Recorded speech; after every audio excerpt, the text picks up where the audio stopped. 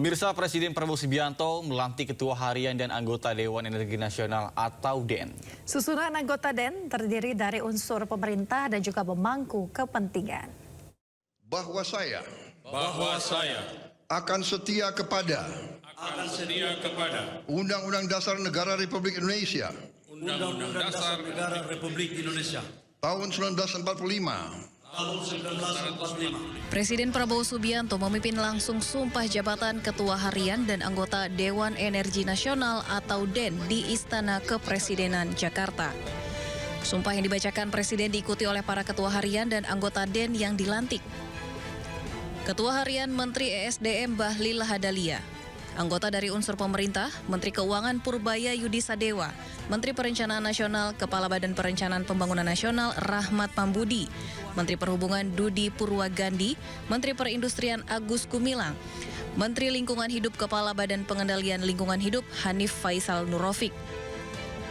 Anggota dari pemangku kepentingan, Joni Jonathan Numberi dari akademisi, Muhammad Fadil Hasan dari akademisi, Satya Widya Yuda dari industri, Sri Penny Inten Cahyani dari industri, Unggul Priyanto dari teknologi, Saleh Abdurrahman dari lingkungan hidup, Muhammad Khalid Syerazi dari konsumen, dan Surono dari konsumen. Pelantikan hari ini menandai babak baru bagi keberlangsungan tugas-tugas kenegaraan dalam konteks bagaimana kita fokus di energi. Kita tahu semua bahwa salah satu program prioritas Bapak Presiden Prabowo adalah menyangkut dengan kedaulatan energi, ketahanan energi, swasembada energi, yang salah satu instrumen negaranya adalah arah kebijakan roadmap yang dibangun bersama-sama dengan DEN. Ini sebagai bentuk komitmen Bapak Presiden yang mempunyai perhatian khusus dalam rangka menempatkan energi sebagai skala prioritas pembangunan. Pembentukan Dewan Energi Nasional menjadi krusial bagi misi pemerintah dalam menjalankan berbagai program strategis di sektor energi, termasuk upaya mewujudkan swasembada energi. Tim Liputan iNews melaporkan. Pesawat rombongan Wakil Kepala Menteri India jatuh di India Barat. Seluruh penumpang tewas. Informasi mancanegara akan kami hadirkan usai jeda, tetaplah di Sindo Today.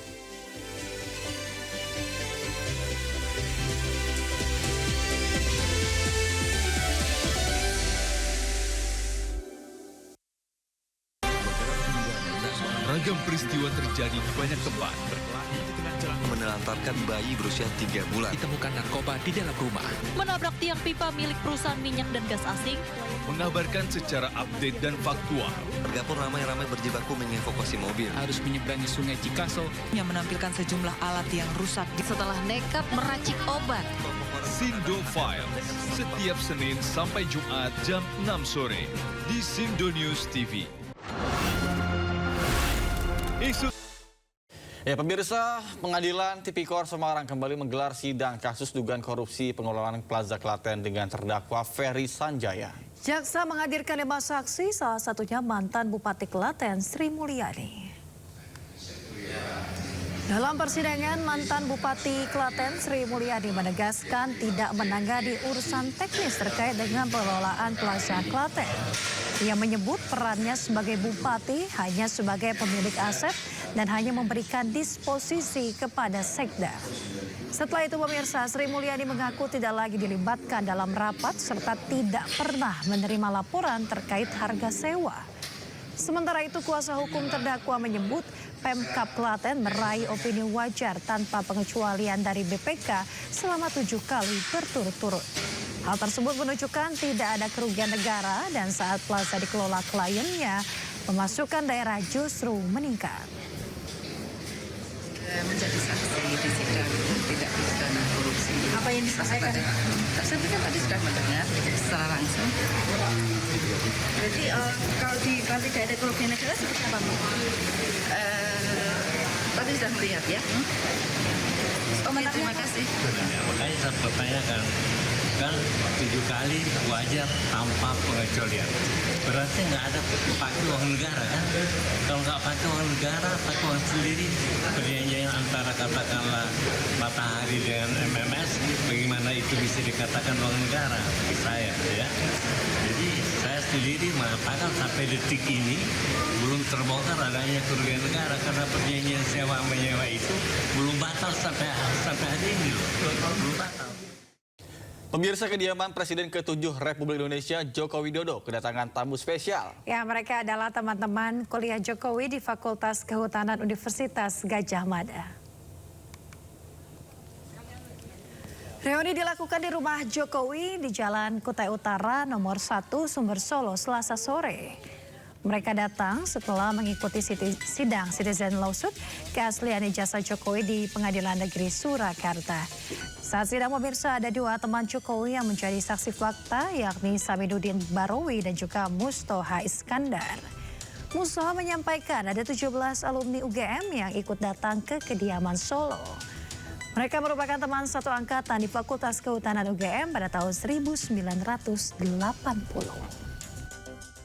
Jadi obrolnya apa Pak dengan Bapak Jokowi di dalam? Ketawa aja, dengar kan ketawa aja, cerita yang lucu-lucu aja. Reuni ya Pak? Reuni tipis. Ada berapa orang tadi Pak? Ada 17. Pemirsa, kubu Roy Suryo kembali menghadirkan ahli sebagai saksi dalam kasus fitnah ijazah Jokowi di Polda Metro Jaya. Ridho Rahmadi hadir untuk menjelaskan proses analisis digital terhadap ijazah Jokowi. Sebagai ahli di bidang artificial intelligence dan juga image processing, Ridho Rahmadi menjelaskan bahwa target utama pemeriksaannya adalah metode analisis digital yang dilakukan oleh Roy Suryo CS. Ridho menyampaikan sejumlah dokumen teknis digunakan untuk menjelaskan proses analisis terhadap dokumen digital ijazah Jokowi.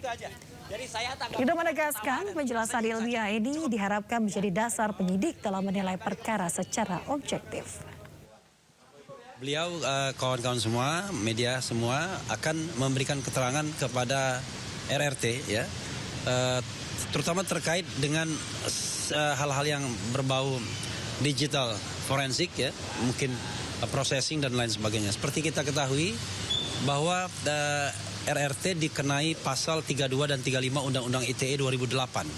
Pasal itu, kalau pasal 32 itu yang paling kejam sesungguhnya dari penersangkaan ini. Pasal 32 itu kurang lebih merusak dokumen publik atau dokumen milik orang lain dengan ancaman hukuman 8 tahun. Kemudian pasal 35 itu mengedit dokumen agar tampak otentik. Artinya sebelumnya dianggap tidak otentik. Untuk menjustifikasi secara ilmiah approach yang dilakukan oleh RRT yang selama ini kan pelaporannya itu atas beberapa pasal yang menjustifikasi itu 32, 35 UU ITE itu, ya, itu kan mengatakan bahwa ini diedit, kemudian menjadi dokumen seolah-olah otentik dan segala macam. Nah, itu yang ingin saya sampaikan secara langsung membantah secara ilmiah bahwa ini tidak ada editing, ini adalah murni approach image processing, sudah puluhan tahun approach ini.